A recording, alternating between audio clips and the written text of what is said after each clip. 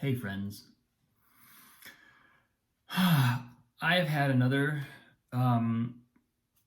day of kind of home tending. It feels like both Annalise and Katie are a little under the weather, so I've been kind of on food duty and just general just general tender care on call.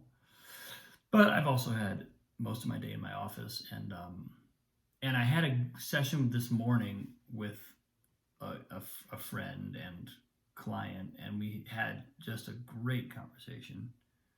And something that showed up in the conversation very explicitly was this idea of when we hear our intuition say something, do we actually, do we really listen? Because sometimes that voice, and it's funny because I was on another meeting yesterday where one of the people we were meeting, somebody brought up a sheet of kind of principles to follow, and one of them was honor our intuition. And so it's no surprise that this is showing up again for me today.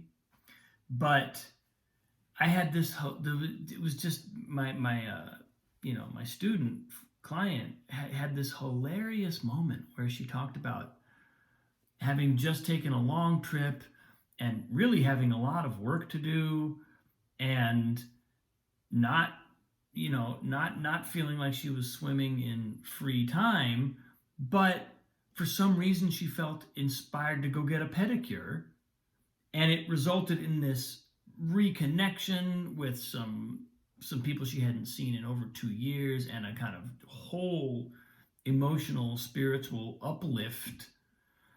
And so, in other words, it was exactly the right thing to do, even though it kind of made no sense from the point of view of a rational decision.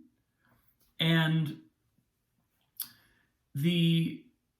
it was just such a reminder for me, because I also frequently hear my intuition say things, or that inner voice speaks, and and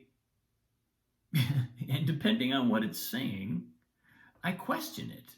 I question whether, that's really the right thing. I have this kind of like, there's just a part of my mind that always thinks it knows better.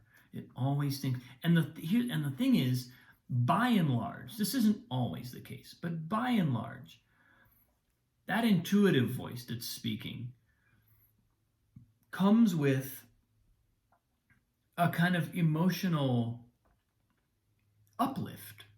It's like a little shot of joy that's in that voice saying, hey, what if you did this? But then there's the responsible side of myself that kind of likes to be responsible, I guess. It likes to know that I'm making good decisions for down the road. It likes to know that I'm, making progress on my work, or whatever the kind of responsibilities du jour happen to be. It likes to feel like we're making movement on those, and not just sort of following these little joy packets all over the place. And I think, as I think this through, I think it's a delicate balance in a way. There is a sense in which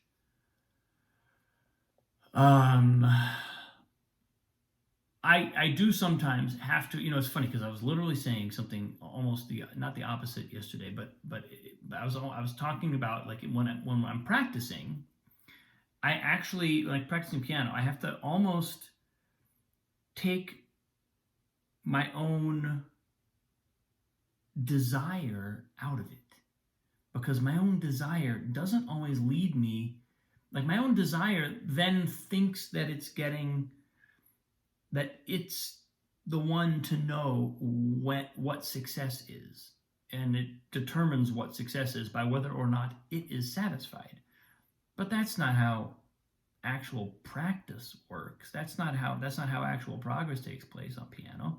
There's another level of kind of deeper connection that we have to find, and it involves really, in a lot of ways, the renunciation, renouncing those little dopamine hits or whatever we want to call them. But intuition and an intuitive spark to do something is something that I still struggle to sometimes take it seriously. I still struggle to take my own little packets of joy seriously.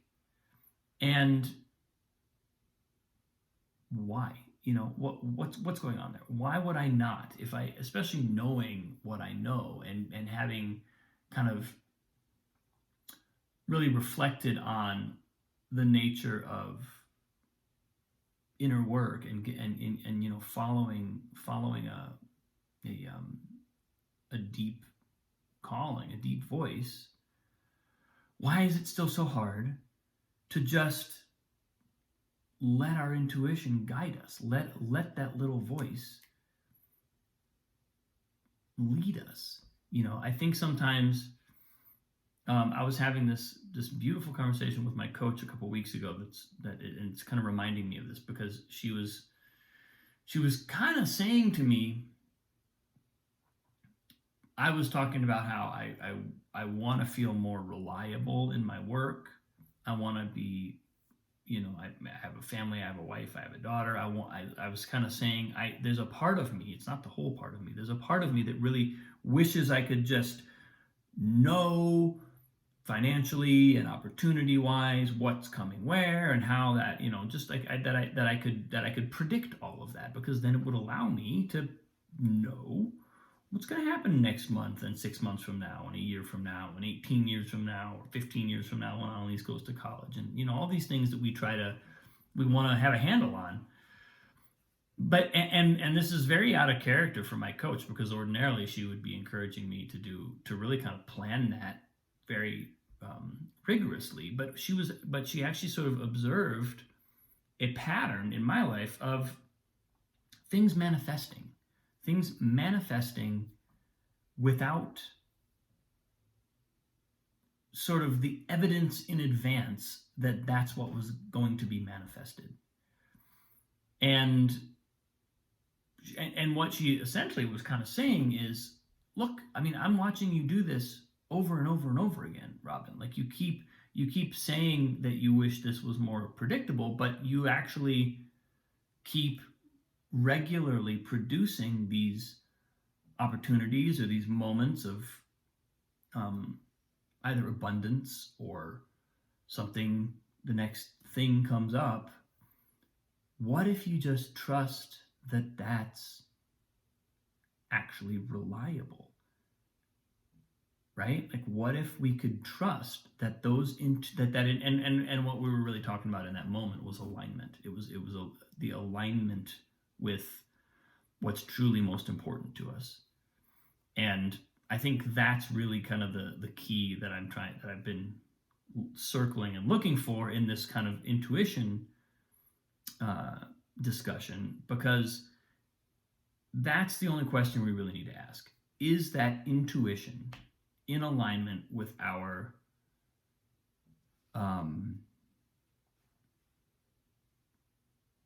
with what we really, with us, with who we are, with what we want? Is it in alignment with who we really are? Because then we can distinguish between something that might just be attracting us, right, which might just be a distraction, and something that's really part of who we are. And knowing, like I think, like if rekindling a relationship is important to us, if maintaining or revitalizing relationships is important to us, then we're gonna then those little intuitions that guide us into those moments of meeting up with so and so, those are going to be key for us. Those are going to really be something that those are going to provide valuable experiences, and they're going to draw us deeper into alignment with what we most deeply want. We can identify that. We can if we're honest with ourselves, we're almost always going to know, is this little joy bundle, is this little spark a spark of inspiration? Is it inviting me into a deeper connection with myself? Or is it a way out? Is it a way of distracting myself from what's really kind of important? So anyway, I think that's I'm glad I unpacked this a little bit, because it kind of gives me a sense of, again, I'm always looking for ways that I can more reliably tap into my intuition and more kind of just ground into it a little more deeply. Because all of us are looking for a way of being in the most alignment possible with our deepest self. That's what we're all going for. So, if that means renouncing some of the distractions and, like giving up sugar, like when you're on a diet, we're addicted to sugar, but sugar, just because we want it doesn't mean it's good for us. So there's a kind of like, there's an effort there, but it's an effort that ultimately is gaining a positive momentum in another direction. It's not an effort of schlepping a boulder up a hill only to let it roll back down again. Or is it a matter of actually getting out of our kind of like regimented and very controlled way of seeking progress, and letting those little sparks guide us, letting that little, that thing is sweet for a reason. It's sweet because it's attracting. It's sweet because something deep inside of me kind of sparks when I imagine following it. It's a subtle thing, but I think it's very palpable, and I think it's very, at least for me, I'm looking at, I'm always looking at, how am I spending my time?